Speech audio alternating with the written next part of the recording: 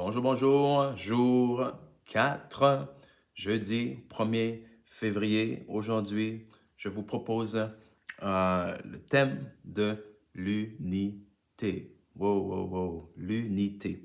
Et j'aimerais déjà lire Jean chapitre 17, les versets 20 à 26. Jean chapitre 17, verset 20 à 26. C'est Jésus qui fait cette prière quelque temps avant qu'on vienne l'arrêter, d'être crucifié, pardon, et de mourir, etc. Donc, en Jean 17, 20, ce n'est pas pour eux seulement que je prie. Donc, il prie vraiment son Père, mais encore pour ceux qui croiront en moi par leur parole, afin que tous soient un. Comme toi, Père, tu es en moi et comme je suis toi en toi, afin qu'eux aussi soient un en nous, pour que le monde croie que tu m'as envoyé. Donc, pour que le monde croie que tu m'as envoyé, Seigneur, je prie pour que nous soyons un. Je leur ai donné la gloire que tu m'as donnée afin qu'ils soient un, comme nous sommes un. Donc, wow. Moi en eux et toi en moi, afin qu'ils soient parfaitement, encore une fois, un. Et que le monde connaisse que tu m'as envoyé, que tu les as aimés comme tu m'as aimé. Père, je veux que là où je suis, ce que tu m'as donné soit aussi avec moi afin qu'ils voient ma gloire, la gloire que tu m'as donnée parce que tu m'as aimé avant la fondation du monde. Père juste, le monde ne t'a point connu. Écoutez bien, le monde ne t'a point connu, mais je t'ai connu. Et ceux-ci ont connu que tu m'as envoyé. Je leur ai fait connaître ton nom et je leur ferai connaître afin que l'amour dont tu m'as aimé soit en eux et que je sois en eux. OK? Le mot qui sort ici, c'est quoi? C'est un. C'est un. Toi en moi en toi, moi en eux en moi. C'est cette unité-là. OK? Par, euh, par unité, on ne veut pas dire uniformité.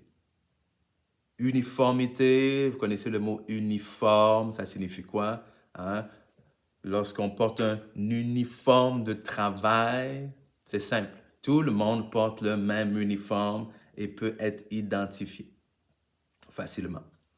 Mais quand on parle d'unité dans la parole de Dieu, c'est pas de dire tout le monde va être pareil.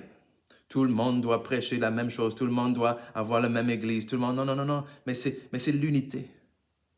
C'est que malgré nos préférences, nos talents, nos caractéristiques, nos dons, etc., nos appels qui sont différents, nous devons marcher dans l'unité d'une même vision, d'une même mission, c'est-à-dire quoi? C'est-à-dire prêcher la bonne nouvelle de l'Évangile. Et un bon exemple de ça, c'est lorsque la parole de Dieu compare l'Église à un corps.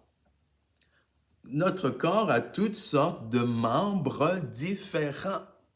Mais tous ces membres-là collaborent et coopèrent en unité. Pourquoi? Pour permettre à cet être humain d'accomplir ce dont il a besoin d'accomplir. Si j'ai besoin d'un verre d'eau, alors tout mon corps va aller pour que je puisse me préparer un verre d'eau. Si j'ai besoin d'aller marcher, si j'ai besoin d'aller courir, en bref, mon corps travaille, tous les systèmes de mon corps vont travailler de manière euh, comment dire, cohérente et dans l'unité. Et s'il y a un moment où l'Église a besoin de marcher dans l'unité, c'est celui-ci.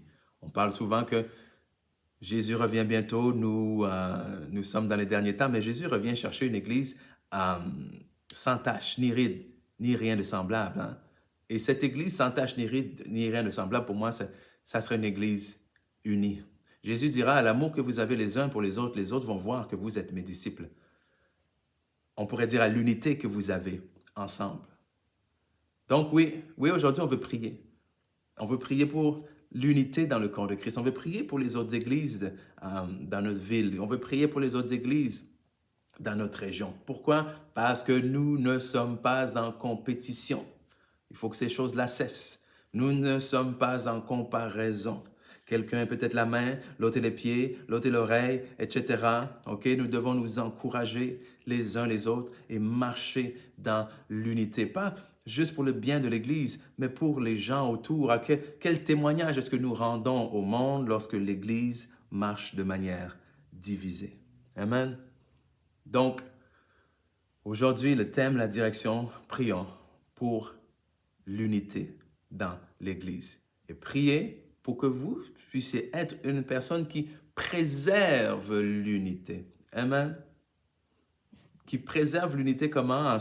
Peut-être en préservant votre langue de calomnie, de parler contre ceci, de parler contre cela. Amen. Donc, bonne journée. Puis, hey, ça achève. J'espère que ça va bien. Donc, à demain.